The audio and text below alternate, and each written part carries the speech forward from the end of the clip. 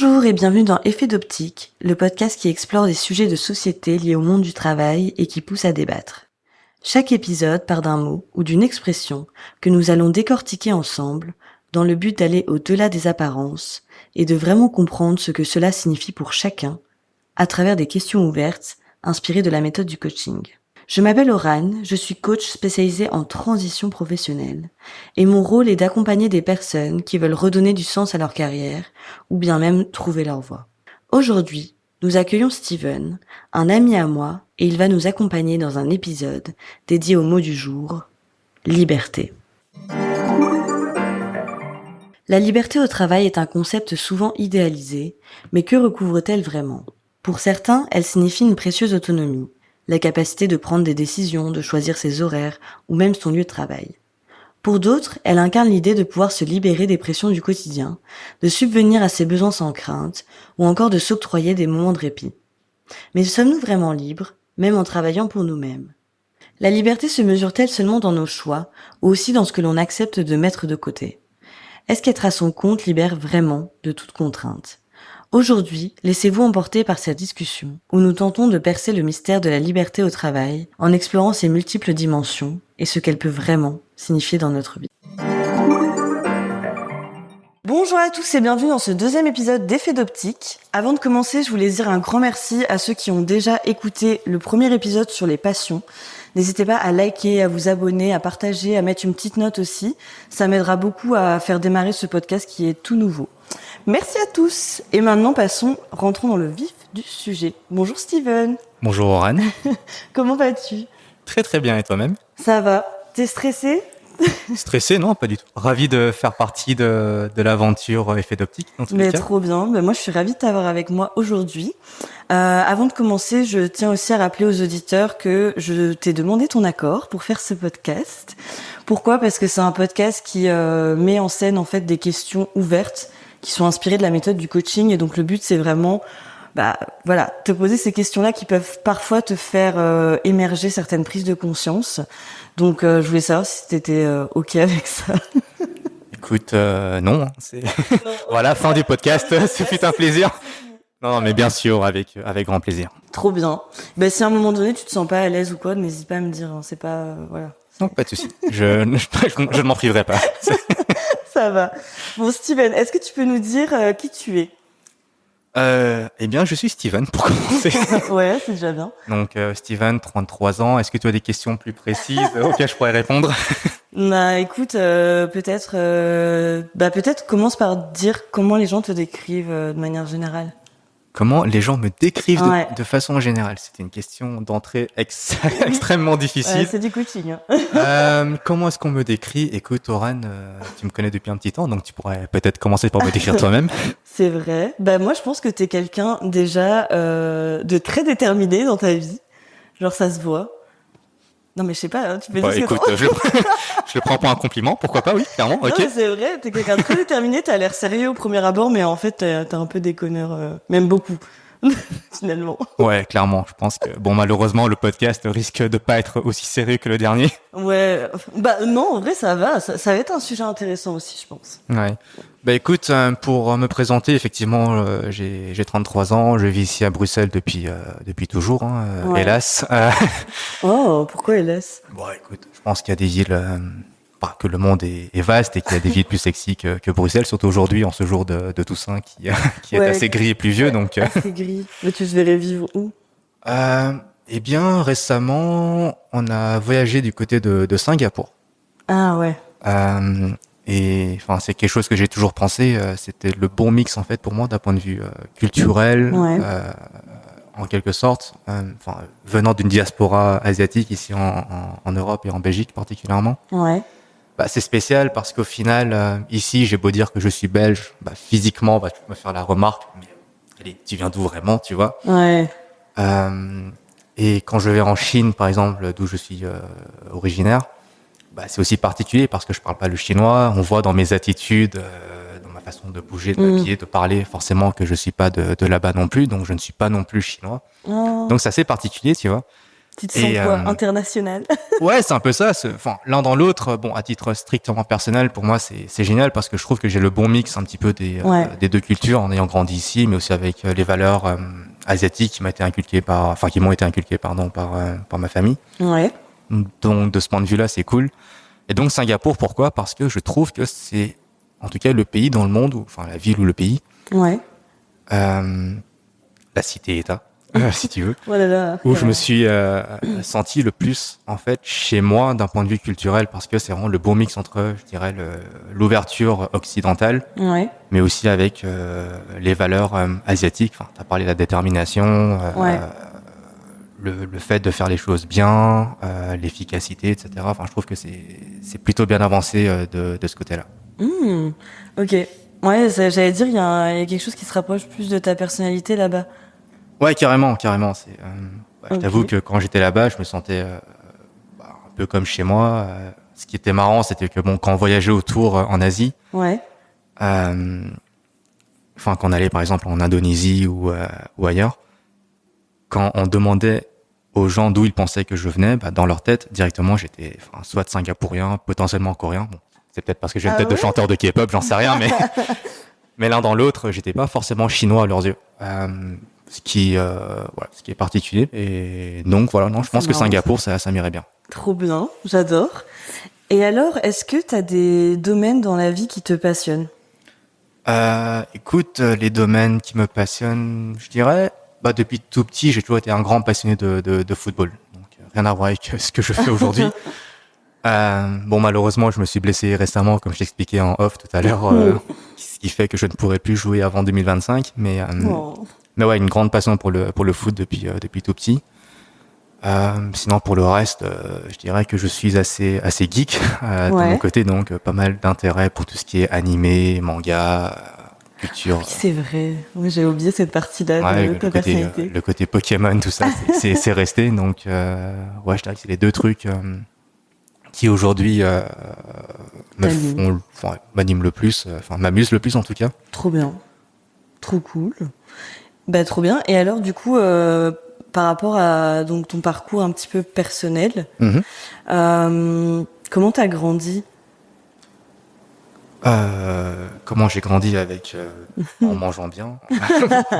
Non mais c'est quoi ton parcours? Je sais pas. Écoute, mon parcours de vie, donc, comme je disais, donc j'ai grandi dans une famille asiatique forcément. Ouais. Avec des parents qui étaient entrepreneurs de base, avec plusieurs restaurants à leur actif. Okay. Mais c'est aussi quelque chose que j'expliquais dans mes réseaux, que ce soit LinkedIn ou ailleurs, ils n'ont jamais été vraiment fiers de ce qu'ils faisaient. C'est-à-dire que quand j'étais petit, et c'est vraiment le cliché asiatique, c'était de me dire ouais Steven, il faut que tu travailles bien à l'école, il faut que tu étudies et tout, pour derrière avoir un beau diplôme et faire un beau métier et pas finir dans un restaurant comme nous. Typiquement, j'ai grandi avec ce discours-là, cette motivation-là, et je pense que tous les enfants asiatiques comme moi qui ont grandi ici ont déjà entendu ce type de discours-là. Donc c'est assez particulier parce que je voyais que, à l'époque, forcément, j'avais pas ce côté comme beaucoup d'enfants d'ici ont vis-à-vis de leurs parents, c'est-à-dire que je les admirais pas forcément quand j'étais gosse, parce que eux-mêmes ne se respectaient pas tant dans ce qu'ils faisaient en fait, en quelque sorte. La restauration, c'était bien, mais c'est un moyen de gagner sa vie. Et voilà, c'était dur, c'était beaucoup de travail, etc. Donc pour eux, c'était plus une galère que de l'entrepreneuriat. Okay. Et donc, c'est en grandissant, en fait, avec l'âge, avec aussi l'expérience professionnelle, que je me suis rendu compte que ce qu'ils faisaient, c'était énorme, en fait. Sans entreprendre, ils arrivaient dans un pays dont ils ne parlaient pas la langue au départ. Ils sont débrouillés pour avoir des restos, etc. Et j'ai jamais été riche. Mais je n'ai jamais manqué de rien non plus. J'ai toujours eu de la nourriture à manger. Bon, forcément, quand mes potes avaient une PlayStation ou je sais pas quoi, moi je l'avais pas tout de suite au départ. Mais l'un dans l'autre, j'ai jamais été pauvre non plus, jamais eu faim. Ouais. Et donc voilà, pour moi c'était le plus important. Trop bien. Et je trouve ça dommage qu'ils aient pas cette fierté-là de l'époque, parce que derrière, d'un point de vue professionnel, on a eu l'occasion d'ouvrir par exemple un café. Ouais. Avec mon ex-compagne à l'époque. Et je me suis rendu compte que, au final, c'est pas facile, il y avait beaucoup de travail. Mais à la fin de la journée, ça reste de l'entrepreneuriat, c'est quand même valorisant, tu vois. Et donc voilà, donc j'ai grandi dans cet environnement-là, très exigeant. Faut dire ce qui est, c'est pas toujours facile. Hein, c'était très exigeant, très critique. Je dirais que l'éducation que j'ai eue, c'était pas par la positivité, c'était plutôt par me pousser à travers que c'était jamais assez bien. Et donc au final, c'était pas non plus facile parce que voilà, tu ramènes ton bulletin, t'as fait tes premiers de classe, t'as 86%, on dit ouais, pourquoi t'as pas 90? Donc voilà, tout ce qui est diplôme, c'est très important en fait. Ouais, les études en tout cas, c'était assez important pour eux. Je pense qu'on m'a laissé du lest à partir de l'adolescence, mais quand j'étais plus jeune, donc en primaire en tout cas, je devais toujours être premier, je devais être le meilleur en maths. Ça c'est pour faire dans le cliché asiatique, je devais être la star en mathématiques. Bon, ce que j'étais, faut dire ce qui est à l'époque. Et après, en grandissant, step by step, en prouvant que ça va, je m'en sortais bien, que j'allais bien m'en sortir dans tous les cas, on m'a laissé beaucoup plus de liberté. Surtout du côté de ma mère. C'est vrai qu'elle, dans sa tête, c'était de se dire, tant que tu me prouves que tu t'en sors bien, que tu fais pas de conneries, et que derrière, c'est ça. Je peux compter sur toi et que tu peux faire ce que tu veux sans déconner. Enfin, tant que tu es autonome, en fait. Ouais, c'est ça. Tant que tu me prouves que tu peux être autonome, fais ce que tu veux au final. Et ça t'a donné envie d'être autonome, du coup? Moi, c'est vrai que le côté, le côté dur que j'ai vécu, ça a été un drive pour moi pour m'en séparer. Forcément, quand j'étais plus jeune, je me suis dit, en fait, on me prend la tête pour tout et n'importe quoi, donc il faut que je fasse le max pour, j'irai voler de mes propres ailes au plus vite. Ouais. Donc oui, ça a été un drive pour moi en quelque sorte. Et du coup, t'as fait quoi après? Donc t'as fait tes études? Ouais, j'ai fait mes études, donc j'ai fait donc j'ai réussi mes humanités sans encombre. J'ai fait une première année à l'UNIF que j'ai ratée, ce qui n'est pas présent sur mon CV ou sur LinkedIn. Je savais pas ça. Mais non, effectivement, j'ai fait une première année à l'ICHEC où je me suis vautré comme jamais. Mais c'était un gros déclic en fait pour moi. Parce que c'est vrai que d'un point de vue éducation, j'ai toujours eu énormément de facilité et j'ai toujours été extrêmement arrogant vis-à-vis de ça. Et faut dire ce qu'il y a, j'ai une personnalité assez arrogante de nature. On va pas se mentir. Et donc, le fait d'avoir connu cet échec, c'est parce qu'en fait, quand j'étais arrivé là-bas, ma première année d'UNIF, comme beaucoup, je me suis dit, bon, ça va être facile, je vais pas trop travailler et ça va passer crème. Et non, en fait, j'ai pas trop travaillé, c'est pas passé crème. Donc, et donc, je me suis vautré. Le choc. Encore une fois, les maths, c'est le seul cours que j'ai réussi sans étudier. Ah, c'est vrai. Ouais, c'est marrant, mais je crois que j'ai fait 14 sur 20 sans bosser. Donc, t'as été traumatisé par les maths, quoi. Pas traumatisé, non, parce que j'aimais beaucoup. C'est sans doute une de mes matières scolaires les préférées. Putain, c'est fou. Donc, j'ai toujours l'affinité pour ça. Mais ouais, donc, les maths, c'est le seul truc que j'ai réussi sans bosser. Peut-être 2-3 autres cours, je crois, en anglais, des trucs comme ça. Mais enfin, voilà, c'était pas ouf. Fallait bosser quand même. Je me suis planté, l'environnement me plaisait pas, les gens autour. J'ai rencontré un de mes meilleurs amis depuis à l'ICHEC. C'est bien ça. Mais depuis lors, c'était pas fait pour moi. Donc j'ai quitté l'ICHEC. J'ai fait des études à l'UNIF en communication d'abord. Ouais. Parce que je voulais être journaliste sportif. Ah oui, c'est vrai. Ce que j'ai réussi à faire en fait. Hein. Donc au bout de, je crois que vers la fin du bachelier, je me suis retrouvé à être journaliste, entre guillemets, c'était plutôt éditorialiste à la DH.be. Ah, c'est chouette. Donc du côté web, du média et plutôt sur le foot en fait. C'était le rêve, c'était mon job étudiant. Du coup. Trop bien, donc t'as combiné la passion. Ouais, j'ai pu combiner la passion pour le foot et le job étudiant, donc je trouvais ça trop bien parce que mes potes, ils étaient au Quick, McDo à servir des burgers et c'était pas facile, tu vois. Bien sûr. Et moi, j'avais le luxe d'être là et en fait de commenter des matchs de foot et être payé pour ça, donc c'était le feu. Trop bien, ah ouais. Et donc voilà, ensuite à la fin de mes études en bachelier, j'aurais pu continuer là-bas à plein temps où je pouvais faire un master. J'ai fait un master tout en continuant à travailler là-bas comme étudiant. Ouais. Donc je suis resté quand même, il me semble, 2-3 ans à l'ADH. Et j'ai fait un master du coup qui n'a rien à voir avec ça. J'ai fait un master en gestion des ressources humaines. Ah oui, voilà, c'est ça. Et on y arrive. Et ça n'a rien à voir en fait à l'époque. C'était que au bout du bachelier, je me suis rendu compte que les débouchés en communication, c'était pas folichon. Ouais. Et qu'au final, on était quand même beaucoup d'étudiants. Donc beaucoup de concurrence. Et d'un autre côté, j'avais toujours un petit peu cet attrait pour le monde corporate. Sauf qu'à l'époque, j'étais jeune et j'étais flemmard et un peu débile. Et j'avais pas envie de faire une année de, comment on appelle ça, une année passerelle. Une année passerelle, ouais. Une année passerelle pour aller à Solvay et faire des études de commerce, pas comme toi, Kedge. Ouais. C'était pas, enfin, j'avais pas envie de perdre une année en plus. Je comprends. Donc voilà, je me suis dit, bon, voilà, j'ai trouvé quelque chose qui allait s'en rapprocher. Il y avait deux options, c'était soit de faire communication entreprise, ce qui se rapproche en quelque sorte du marketing, sans être le marketing tel qu'on l'entend aujourd'hui avec la performance, etc. Donc, ouais, ça me bottait, mais voilà, quoi. Et il y avait le master RH que je pouvais faire. Et ce qui a fait pencher la balance, à nouveau, j'étais débile, c'était que je pouvais partir en Erasmus facilement. Du coup, tu t'es dit, vas-y, ça va être ouais, let's go. Ouais, j'allais partir en Erasmus, j'allais partir en Espagne. À la base, à l'époque, en fait, c'était une déception parce qu'à la base, j'étais censé partir à Séville. Ok. Et j'ai pas pu à la dernière minute parce qu'il y avait des histoires d'arrangement dans l'UNIF. Ce qui a fait que j'ai perdu la place pour aller à Séville, pour me retrouver à Murcie. Ouais. Donc, Murcia en espagnol. Murcia. Et au départ, je voulais pas y aller. Je me suis dit, parce que j'avais la déception de me dire, ouais, je vais à Séville, c'est trop stylé, c'est une des plus belles villes d'Europe, ça va être trop bien là-bas, tu vois. En Andalousie, tout ça, c'est trop bien. Mais Murcia, c'est bien aussi. Et, en fait, je connaissais pas tant. Ouais. Je connaissais vraiment pas tant. On me disait que ouais, c'est la région la plus pauvre d'Espagne. Enfin, tu vois, une des régions les plus riches. C'est pas sexy de nom. Tu vois, quand tu penses Espagne, tu penses Séville, Madrid, Barcelone, Valence. Tu penses pas à Murcie, Malaga. tu vois. Ouais, tu vois. Et donc je connaissais pas du tout. Et ouais, tu sais quoi, honnêtement, c'est mieux que rien. Et puis let's go et on verra quoi. Je voulais l'aventure, donc let's go. Trop chouette. Du coup, tu t'es retrouvé dans ce master. Je me suis retrouvé en master RH. Grâce à un Erasmus. Ouais, à cause ou grâce à l'Erasmus. Donc ouais, j'ai fait le master en RH. Bon, je t'avoue que pour moi, aujourd'hui, je peux dire que c'était un master relativement, pas bidon, mais presque. Hein, c'était des concepts qui, aujourd'hui, me servent à rien d'un point de vue professionnel, faut dire ce qui est. Mais voilà, c'était... Mais pourquoi RH particulièrement, au-delà du Erasmus Alors, il y avait plusieurs facteurs. C'était que, d'une part, comme j'avais dit, je voulais retrouver un petit peu le monde corporate. Ouais. Il y avait ce premier facteur-là. Un deuxième facteur, c'était que j'avais déjà pour idée de travailler sur un mémoire qui concernait le langage non verbal. Je me suis dit, tiens, c'est un sujet qui m'intéresse et j'ai lu pas mal de documents sur le sujet. Ouais.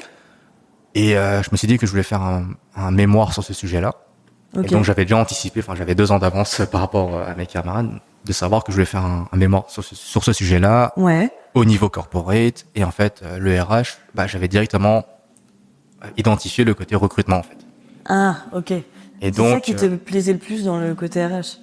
À l'époque, je t'avoue que tout ce qui était plutôt hard RH, donc ça t'intéressait moins. Payroll, etc., organisationnel, ça m'intéressait pas le monde du monde. Moi, j'étais plutôt du côté soft. Oui. Donc pour moi, c'était la résolution des problèmes, le changement, la formation, le learning development, et le recrutement forcément, qui était probablement le sujet qui m'intéressait le plus, mais pour lequel j'ai eu strictement aucun cours.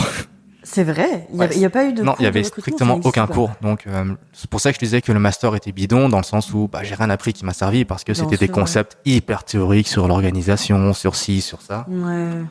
T'as appris un peu de droit du travail ou des choses comme ça ou... Ouais, ça c'était peut-être plus intéressant, le côté droit du travail, le côté apprendre à déjà faire des calculs de salaire, le payroll. Donc ça c'est peut-être le côté pratique plus utile. Oui, mais dans ta vie de tous les jours, là, tu n'utilises plus du tout ces concepts-là. Je t'avoue que tel ou tel type d'organisation, les hiérarchies, je sais pas quoi, je t'avoue qu'aujourd'hui je m'en fous. Quoi. Donc, ça me sert à rien en fait. Ouais. Et donc voilà, j'avais déjà cette idée de mémoire en tête. Okay. J'avais déjà l'Erasmus aussi, et je me suis dit voilà, let's go, on va faire ça, et puis je vais m'en sortir. Ouais. En fait, en gros, c'est vrai qu'un de mes raisonnements dans la vie, c'était de me dire, je vais peut-être faire des études plus faciles. Ouais. Mais dans tous les cas, je vais m'en sortir. Et voilà, donc je suis parti en Erasmus, ce qui a été... C'est marrant parce que j'ai exactement le même raisonnement en faisant mes études. C'est en mode, je vais choisir la facilité, j'ai pas envie de faire un truc trop compliqué. On y va, on verra ce qu'il y a, et de toute façon, on s'en sortira derrière. Mais, après, tu me diras, t'as fait laquelle, je sais pas si simple. Si, en vrai, pareil, c'est pareil que toi, c'est des cours, c'est bidon, quoi. Enfin, franchement, on apprend des concepts basiques. Oui, il y a certains trucs, je m'en sers aujourd'hui, mais plus pour le marketing et tout, tu vois, mais pareil, tu peux l'apprendre sur le taf, c'est pas du tout, mais ouais.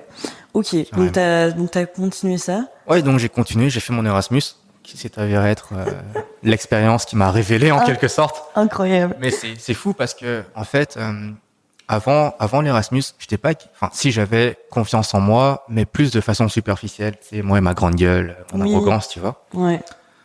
Mais typiquement, j'étais pas forcément confiant avec les filles, les trucs comme ça, tu vois. Ouais.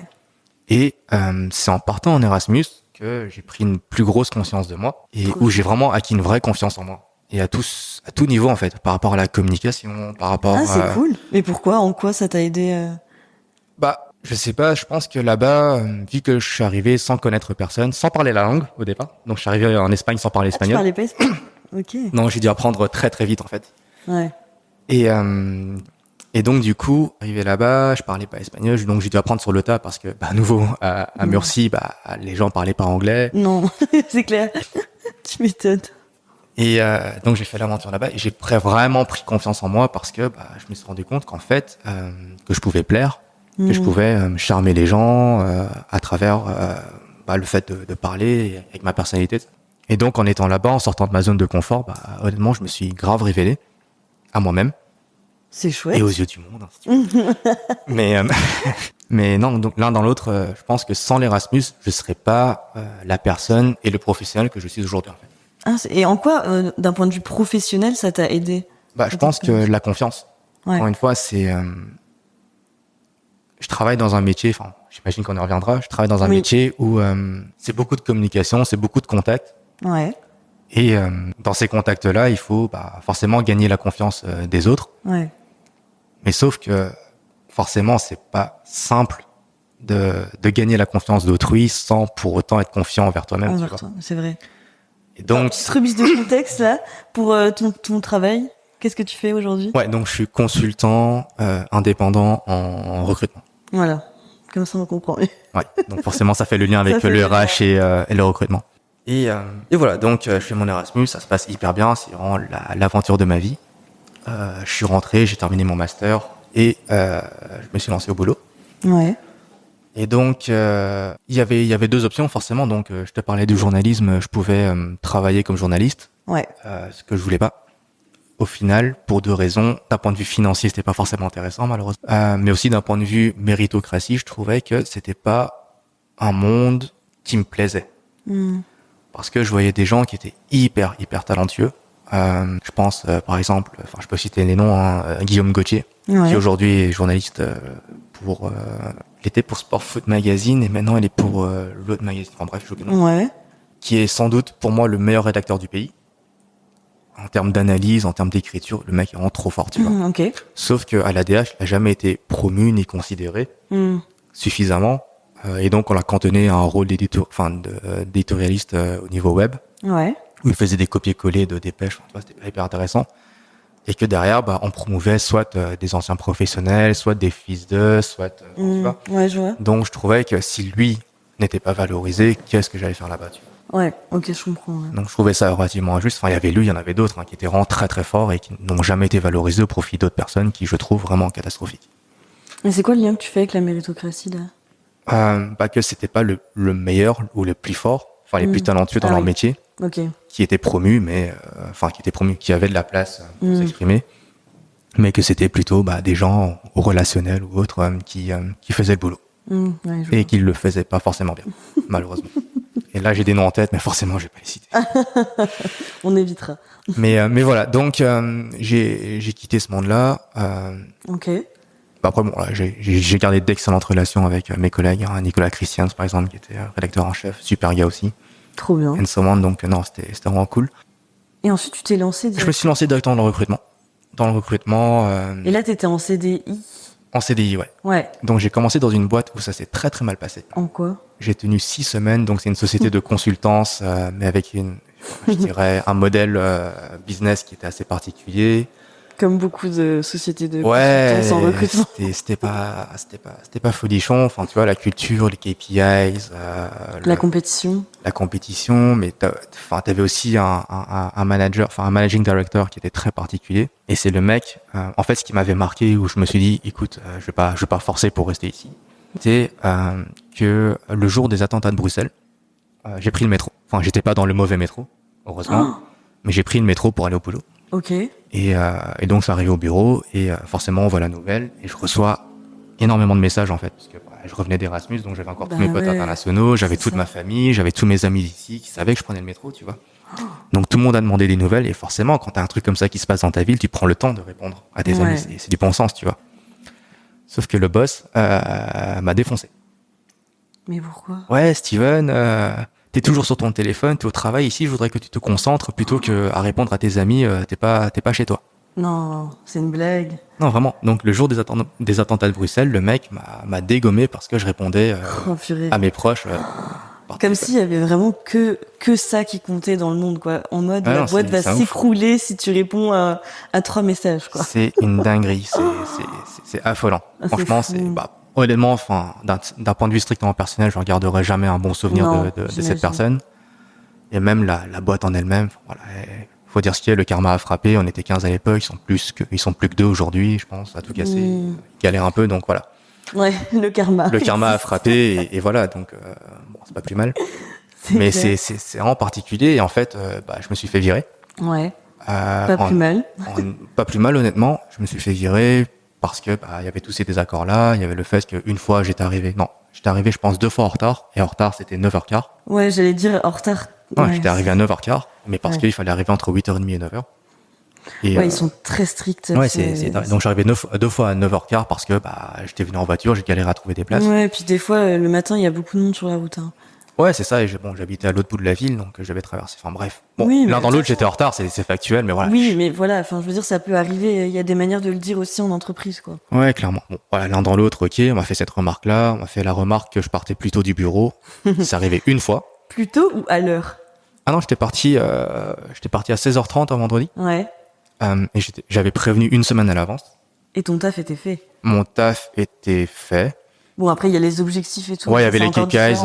Je pense que j'avais pas atteint mon KPIs de nombre d'entretiens fixés. Ça ne dépend pas que du temps passé. Ouais, mais après, voilà, c'est débile, tu vois. Et après, enfin, je reviendrai sur les KPIs. Mais donc, l'un dans l'autre, j'étais parti une fois à l'avance parce que j'avais un tournoi de foot avec mes anciens collègues de l'ADH. Ouais.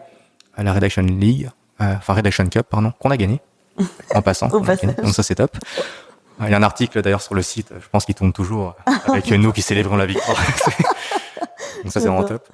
Allez tous regarder. Et donc voilà, on m'a fait ce reproche-là de partir, enfin d'être le premier à partir, le dernier à arriver. Alors que ça arrivait que 3 fois à tout casser, à chaque fois j'ai prévenu, tu vois.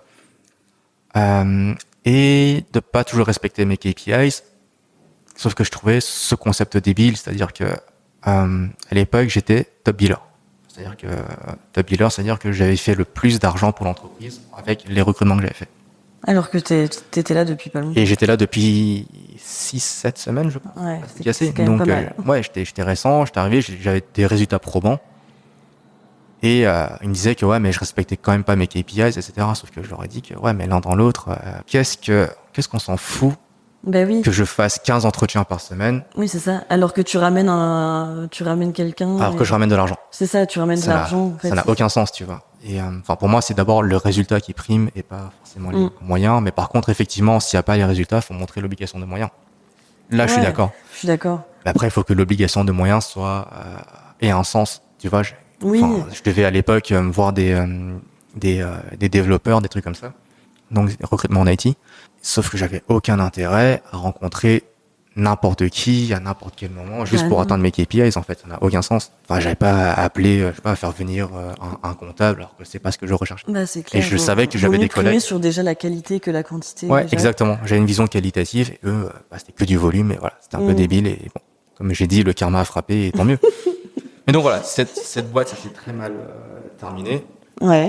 Mais ça, à nouveau, je dirais que c'est un échec en quelque sorte qui a fait décoller ma carrière parce qu'après je rejoins une autre boîte de recrutement où je suis resté 3 ans et demi et qui a fait décoller ma carrière en fait parce que j'ai rencontré mon mentor qui m'a formé, qui a compris comment est-ce que je fonctionnais au mieux, qui m'a laissé l'autonomie dont j'avais besoin pour me développer. Et derrière, ça s'est bien passé. J'ai grandi assez vite. Donc en 3 ans et demi, j'ai pu gérer à la fin de mon parcours là-bas une équipe avec ma profit and loss, etc. Ok. C'était chouette. C'est vraiment là que j'ai appris à travailler. Ouais.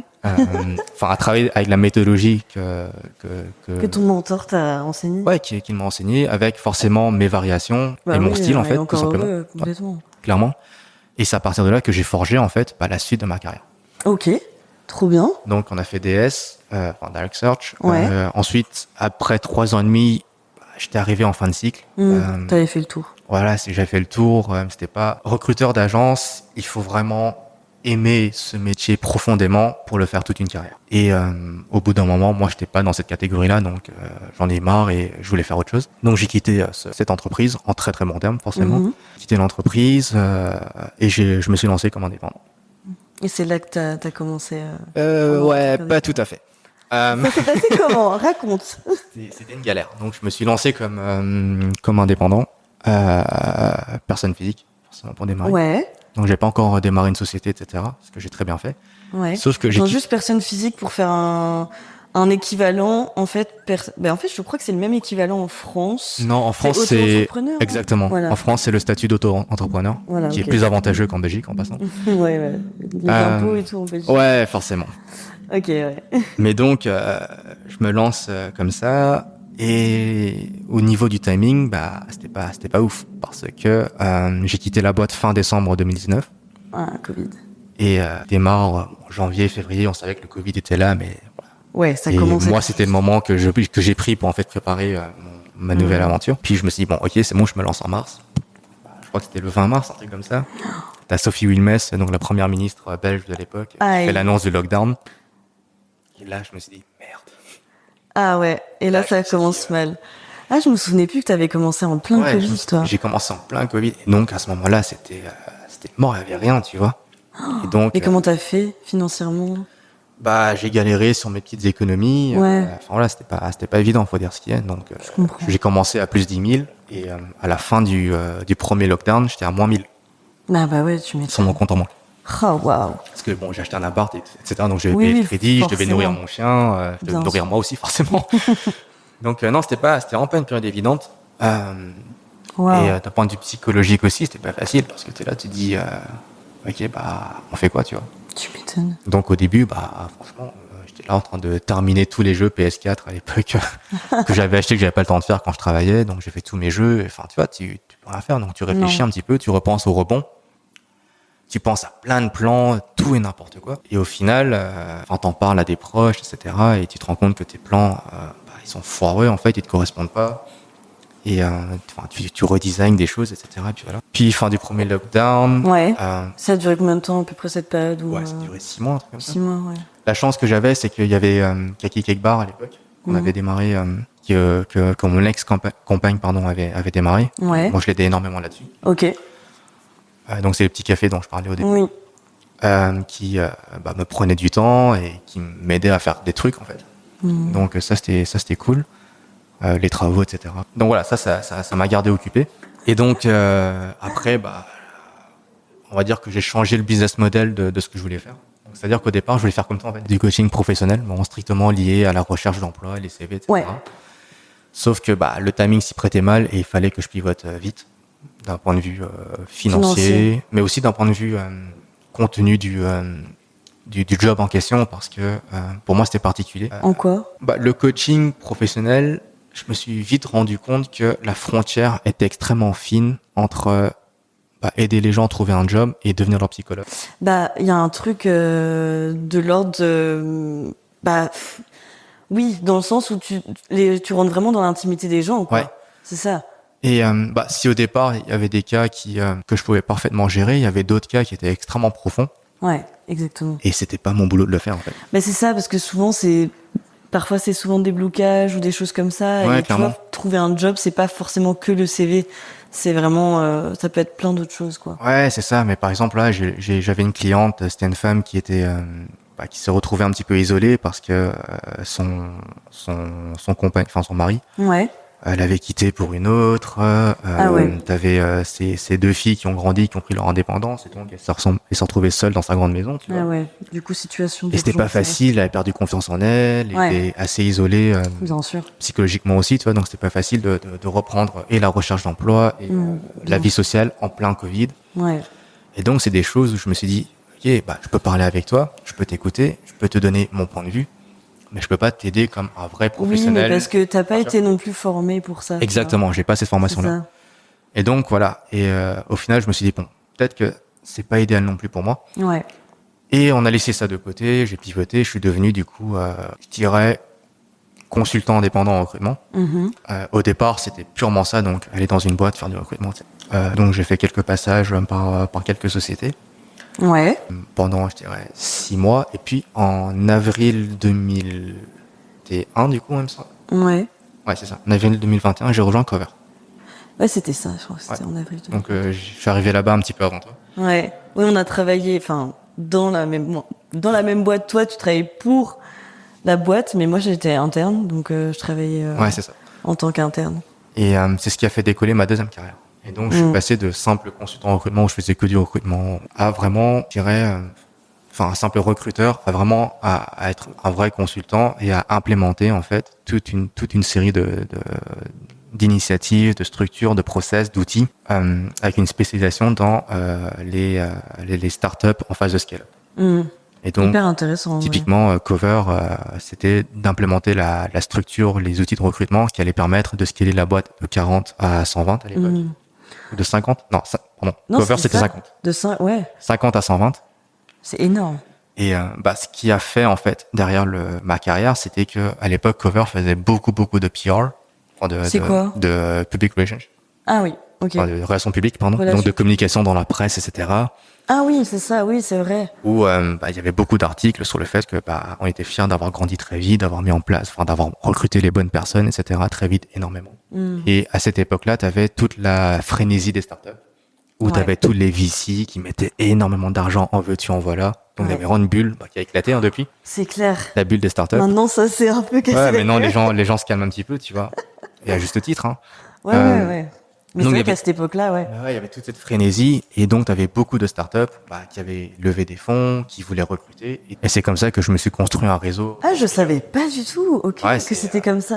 Donc c'est ce qui a fait ma carrière en fait. Vraiment, Cover t'a vraiment aidé à te faire les bons contacts, quoi. Exactement. Cover a vraiment été le tremplin pour moi pour la suite de ma deuxième carrière. C'est chouette. Et donc c'est comme ça que j'ai atterri, par exemple, chez Loop Earplugs. Ouais. Qui est sans doute la start-up, la scale-up, la plus sexy du pays aujourd'hui. Ouais, c'est pas mal. Hein. J'étais arrivé, ils faisaient, il me semble, 11 millions de revenus. Maintenant, ils sont à plus de 250 millions. Donc, c'est un autre délire. Fou.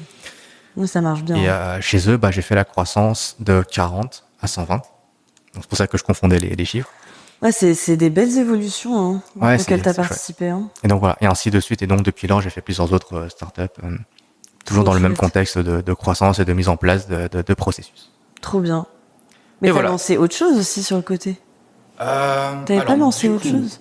Effectivement, aujourd'hui, j'interviens sur plusieurs marques. Donc, on a la marque MySpring, pour commencer. Ouais. Et donc, la marque avec laquelle j'opère en tant que consultant. Donc, consultant interne, comme j'étais chez Cover, Loop, etc. Et en fait, à travers tout ce réseau que j'avais créé à l'époque, donc comme je t'expliquais chez Cover, j'avais quand même pas mal de demandes ponctuelles pour du recrutement.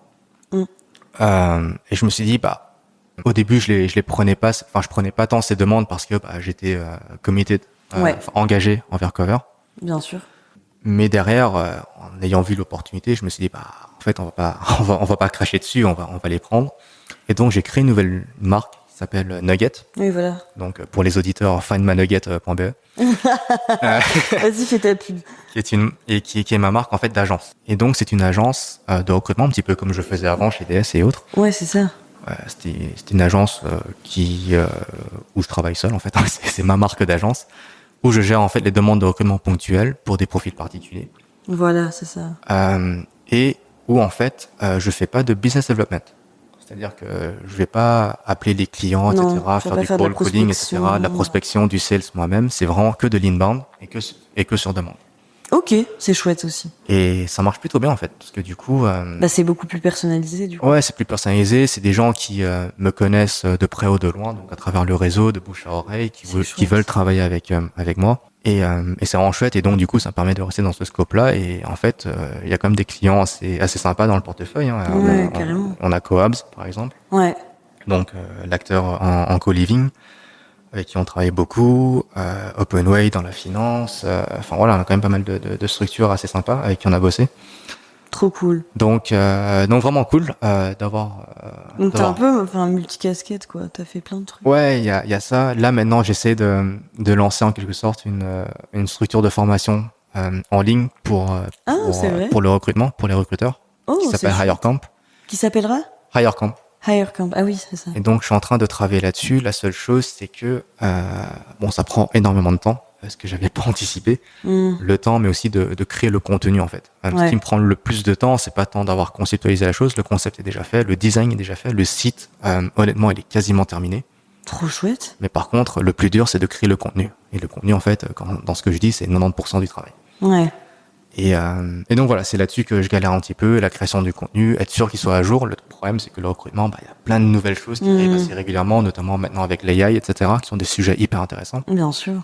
Et donc, le but du jeu, c'est de trouver la bonne balance de, comment est-ce que je me positionne par rapport aux nouvelles personnes qui veulent entrer dans le métier, à celles qui viennent d'entrer dans le métier et qui ont besoin d'une formation complémentaire pour être meilleurs dans ce qu'ils font. Ouais, complètement. Ou alors à ceux qui sont déjà des recruteurs avancés, mais qui veulent peut-être une nouvelle source d'information pour toujours rester à jour, en fait. Donc voilà, c'est la bonne balance à trouver dans le contenu que j'essaie de toujours updater. Ouais. Mais voilà, c'est le souci, c'est que avec l'éducation que j'ai eue, donc on y revient. Ouais, bah oui, c'est lié. Hein. C'est pas facile d'être satisfait, donc je suis un éternel insatisfait en tout cas vis-à-vis de mon contenu, donc je le recommence tout le temps, ce qui me fait perdre énormément de temps. T'es un éternel insatisfait par rapport à quoi la qualité en fait. La qualité. La qualité, à chaque fois je vais m'écouter, parfois je vais voir un ou deux trucs ou une ou deux tournures de phrases qui m'ont pas plu, donc je vais devoir recommencer tout le truc. Enfin, tu vois, c'est un peu maladie, faut dire ce qu'il y a. C'est pas idéal dans ce contexte-là. Mais voilà, j'aimerais quand même sortir un produit fini assez trop bien, assez pertinent, quoi. Trop bien. Du coup, on peut dire aujourd'hui que tu es un entrepreneur accompli. Entrepreneur, je dirais pas, parce qu'au final, je fais beaucoup de choses par moi-même. Ouais. Et donc, par exemple, j'ai pas d'employé, j'ai pas cette responsabilité-là, tu vois. Ouais, mais tu entreprends. Ouais, j'entreprends, mais moi-même, le terme, je pense, sur le marché qu'on utilise, c'est solopreneur. Et donc, c'est le fait de faire des choses plutôt par soi-même, quoi. Et par rapport à avant, tu vois, quand t'étais, par exemple, salarié, qu'est-ce qui change aujourd'hui, le fait que tu vois, ça fait depuis longtemps maintenant que t'es à ton compte? Ouais.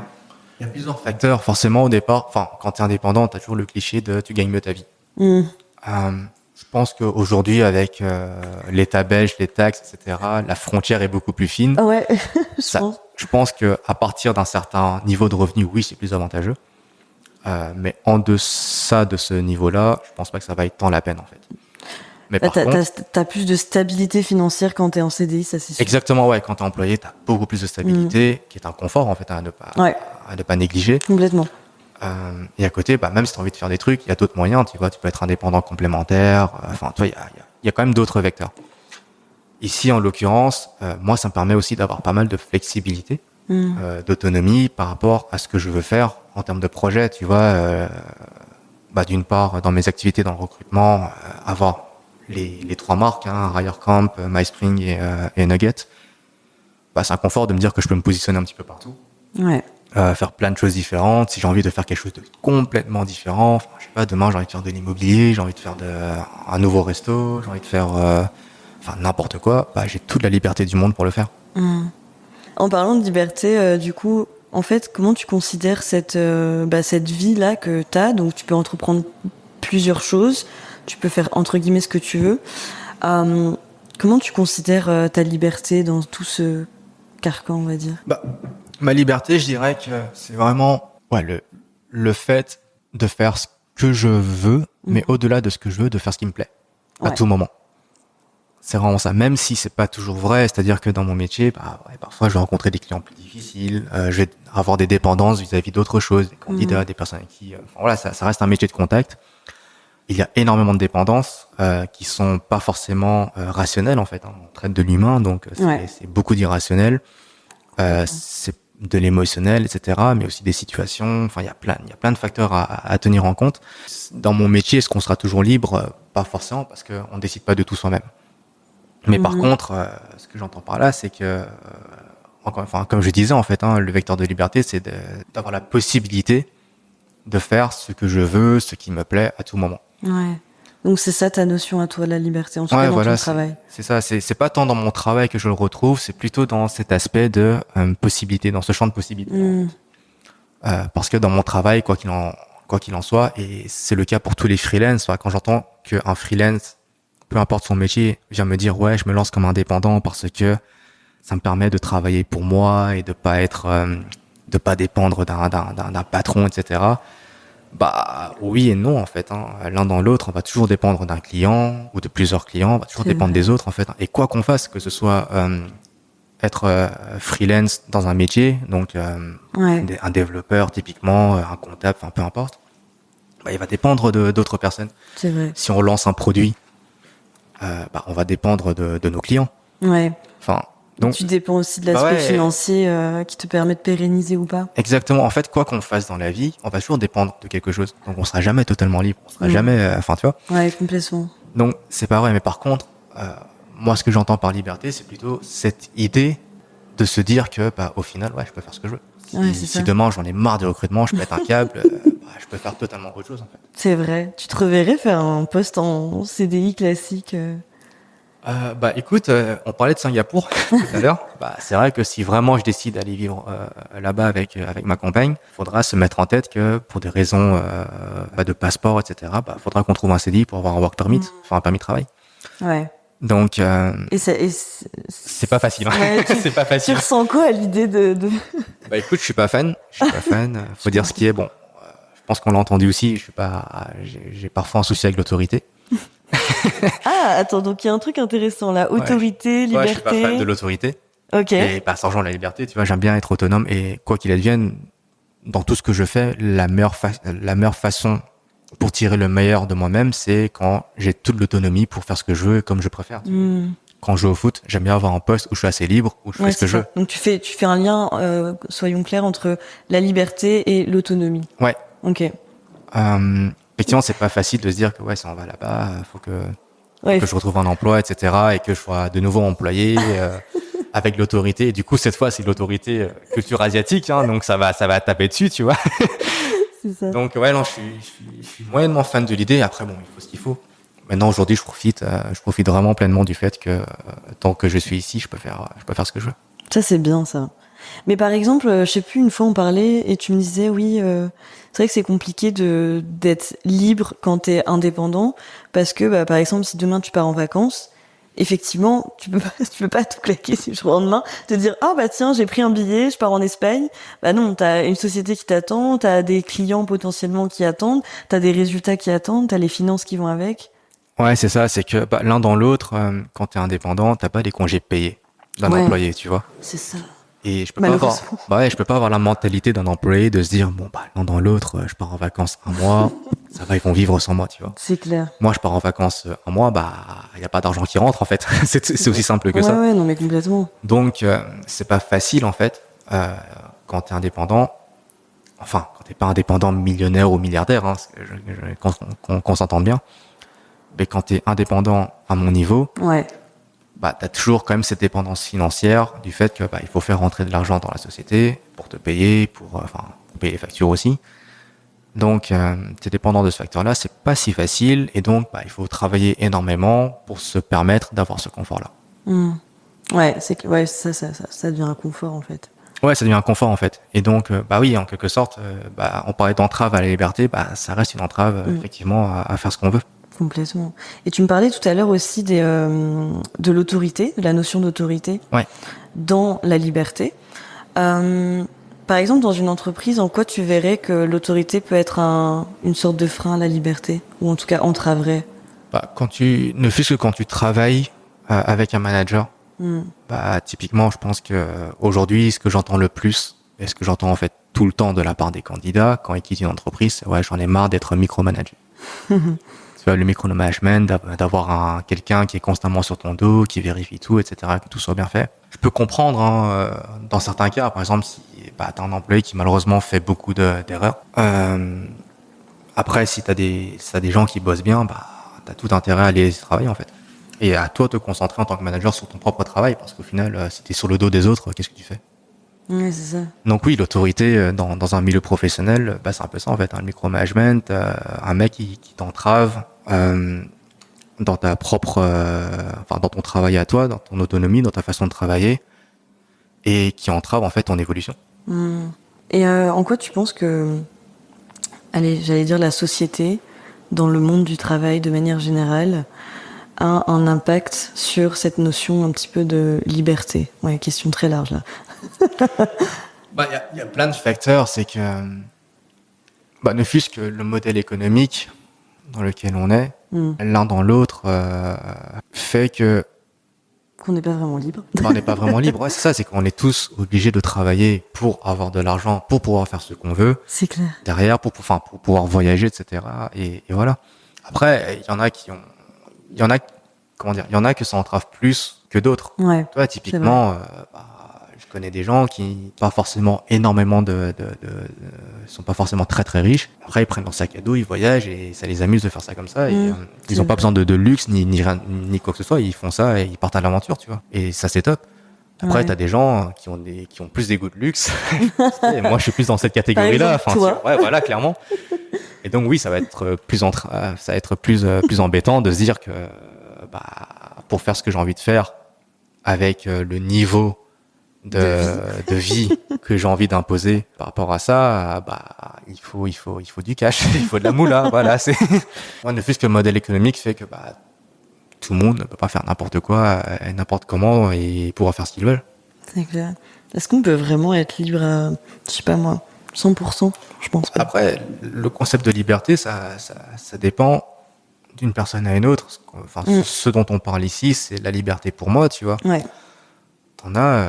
T'auras sans doute d'autres personnes qui auront une vision de liberté peut-être moins ample. Ouais, non, c'est clair. Tu vois, et qui ont pas ce besoin-là. Je dirais que peut-être que je suis un peu greedy.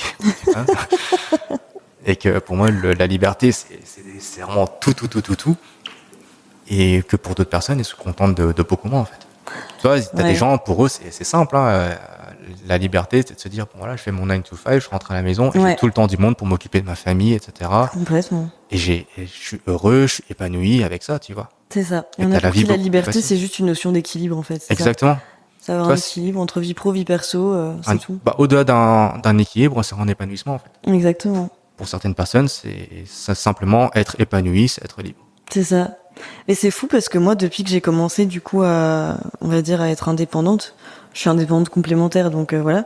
En fait, moi, j'ai le luxe d'avoir d'un côté mon CDI, qui m'apporte quand même une certaine, on va dire, stabilité financière, où j'ai quand même la liberté, du coup, d'avoir cet argent-là et de pouvoir payer mes factures avec et d'avoir une certaine stabilité. Puis j'ai l'autre partie où, voilà, je suis à mon compte et j'ai quand même la liberté de faire ce que je veux, quoi.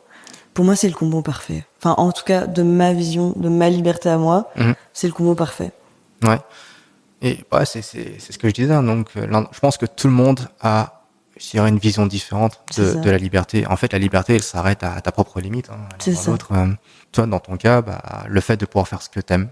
Ouais, c'est ça. C'est suffisant. C'est le fait de pouvoir faire ce que j'aime et je te rejoins sur la notion d'autonomie. Moi, j'ai besoin d'avoir beaucoup d'autonomie dans mon travail, tu vois. Même mon autre travail à la réception, j'ai énormément d'autonomie, quoi. Et je pense, c'est pour ça que je te pose la question sur tout ce qui est autorisé, tout ce qui est management et tout. Ouais. Moi, par exemple, mon manager, je le vois jamais. Il me laisse faire mon travail, il est là pour nous dès qu'on en a besoin, dès qu'on lui pose une question, etc.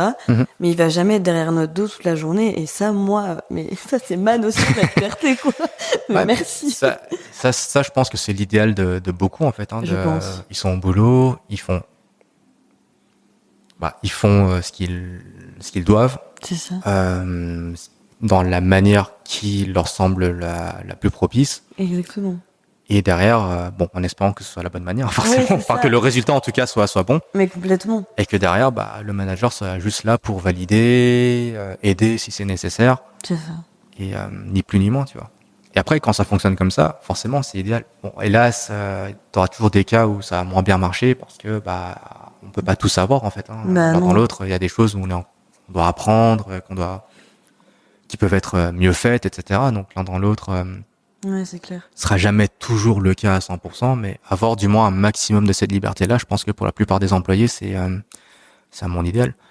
Maintenant, je pense qu'il y a aussi des employés qui ont besoin d'être suivis pour être performants, etc. Donc, voilà, je pense que à nouveau, ça dépend d'une personne à une autre. Exactement.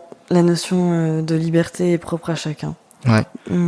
J'ai une question aussi qui a rien à voir, mais que je trouve intéressante. En quoi penses-tu que la technologie a un lien avec cette notion de liberté? Est-ce qu'elle nous offrirait plus de liberté, au contraire pas assez? Les deux, en fait.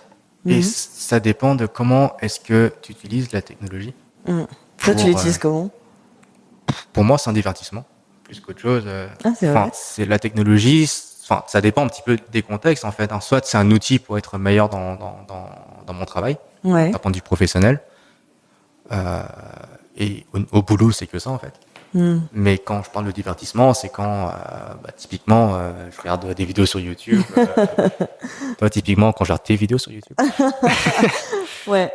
Mais non, mais c'est du divertissement parce que voilà, t'as du contenu à lire. Pour moi, ça me permet d'accéder à mes mangas, comme j'expliquais.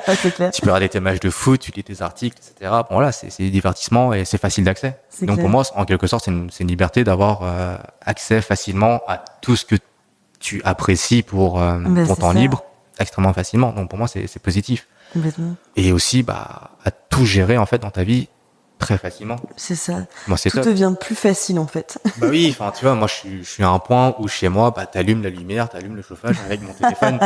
J'en étais sûre. Les gens sont choqués, tu vois, quand je fais ça, mais en fait, t'as plein de trucs comme ça, tu vois. Et c'est ça. Pour moi, la liberté, la technologie, quand elle est bien utilisée, c'est clairement un vecteur de liberté. C'est un outil pour la liberté en tout cas. Maintenant, t'en as qui s'emprisonnent avec la technologie, tu vois. C'est toi quand tu parles de la génération Instagram, etc., qui vivent à travers leurs écrans. Ouais.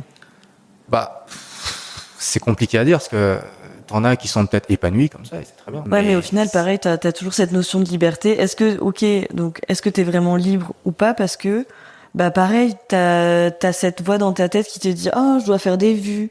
Il faut que mon contenu soit, tu vois, par exemple, pour ceux qui sont sur les réseaux sociaux, ils sont complètement, c'est ça. Là, ils sont complètement prisonnés par ce facteur de vidéos, etc. Mais même vues, moi, en vrai, je le vois, tu vois, rien que d'avoir lancé un podcast ou de faire 2-3 vidéos sur les réseaux sociaux, même si, dans les faits, tu peux dire, je pose mon téléphone et je n'y pense plus, en réalité, t'as toujours ce sentiment de, est-ce que quelqu'un a vu ma vidéo, il y a combien de personnes, Après, ça va parce que ça dépend un petit peu, je dirais. Si c'est comme ça, tu te dis, bon, t'y penses, et c'est normal parce que c'est ton boulot. C'est ça. Tu vois, c'est professionnel. Ouais. Mais par contre, si ça tourne à de l'obsession, voilà. Ça, c'est problématique. Ouais. Et c'est pour ça que je disais que ça pouvait être, au contraire, une prison.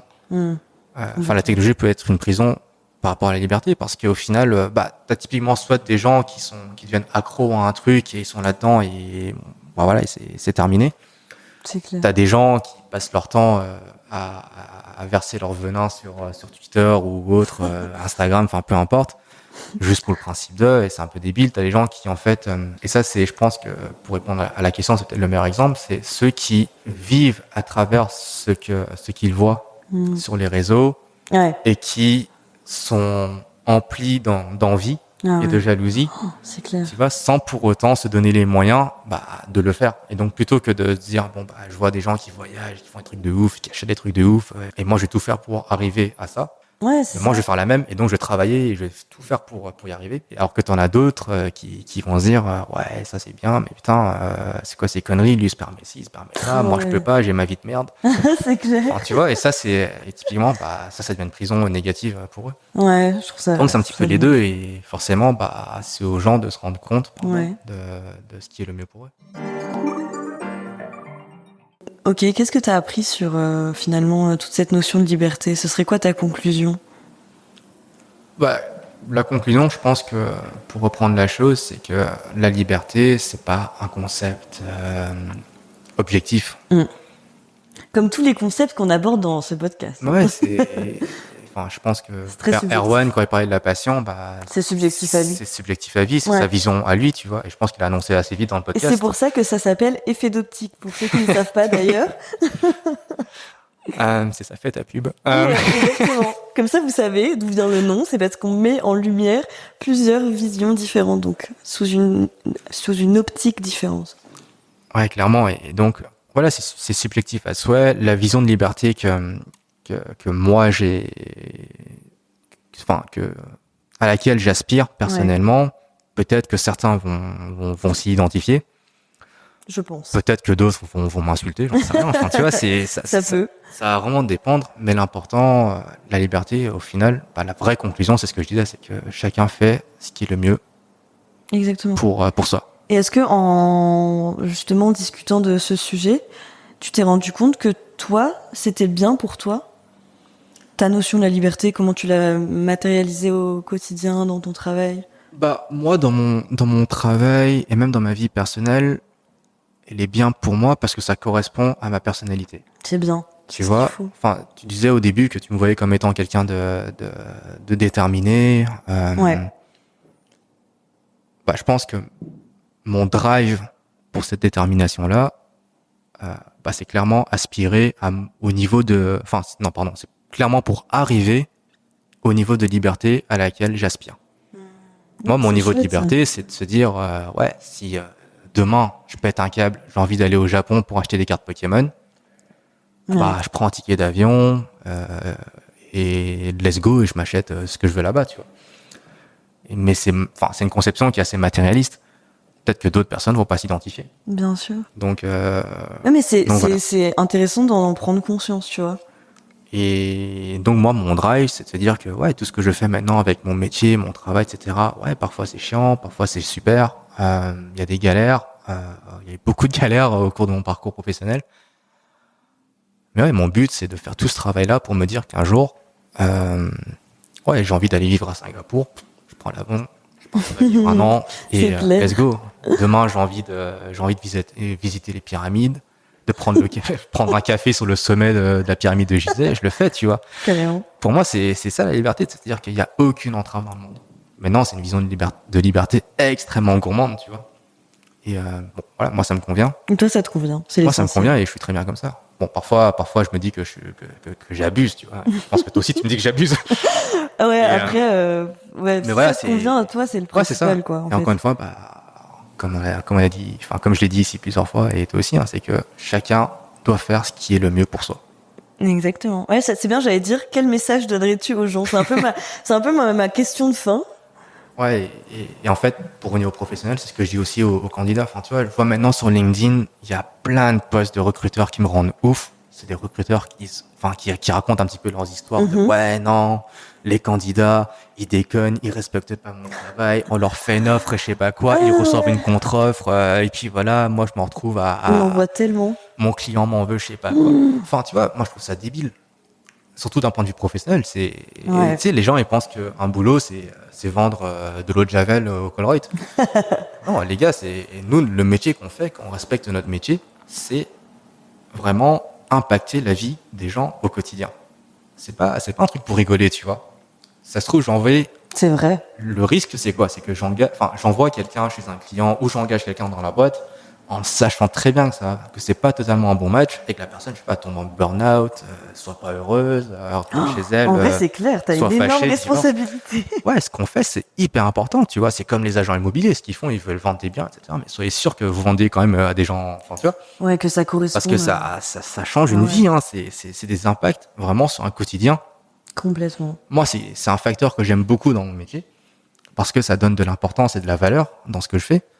Mais par contre, quand je vois des gens qui se plaignent du fait que, non, vous plaignez pas, les gars. Les gens, au final, on travaille avec des personnes. C'est un métier humain. C'est un métier qui sera jamais stable parce qu'il y a plein de dépendances, comme je l'ai mentionné. Mais par contre, à la fin de la journée, les gens font ce qui est le mieux pour eux et t'as tout intérêt à l'accepter. C'est vrai. Ça, c'est un point hyper important. Et donc, clairement, que ce soit par rapport à mon métier en tant que recruteur, par rapport à ce que je fais en tant qu'entrepreneur, par rapport à ma vision de liberté, la vision des autres, etc., chacun fait ce qui est le mieux pour soi. Et nous, tout ce qu'on a à faire, c'est respecter ses choix de tout ça, les choix de tout un chacun. Point barre. C'est clair. Waouh. Très joliment dit. Voilà, merci, c'était Steven. Ouais, c'est ça. Vraiment, trop chouette. Mais écoute, merci beaucoup à toi. Je te remercie pour ta transparence, pour, j'allais dire, ta clairvoyance aussi sur certains sujets. Avec plaisir. Vraiment, c'était super agréable à écouter. Et avant de terminer, j'invite aussi tous nos auditeurs, que vous soyez à la maison ou en transport, à partager, que ce soit en commentaire, votre propre vision en fait de la liberté. Qu'est-ce qu'est la liberté pour vous? Quelle est la notion que vous avez de la liberté au travail? Parce que je pense qu'il y en a peut-être beaucoup qui se reconnaîtront dans les paroles de Steven et dans mes paroles. Et nous, on se retrouve très vite pour un prochain épisode. En attendant, si vous êtes toujours en recherche de votre voie, en reconversion professionnelle ou que vous souhaitez concrétiser vos aspirations, n'hésitez pas à me contacter. Mon email est en description du podcast. Merci encore et à bientôt dans Effet d'Optique.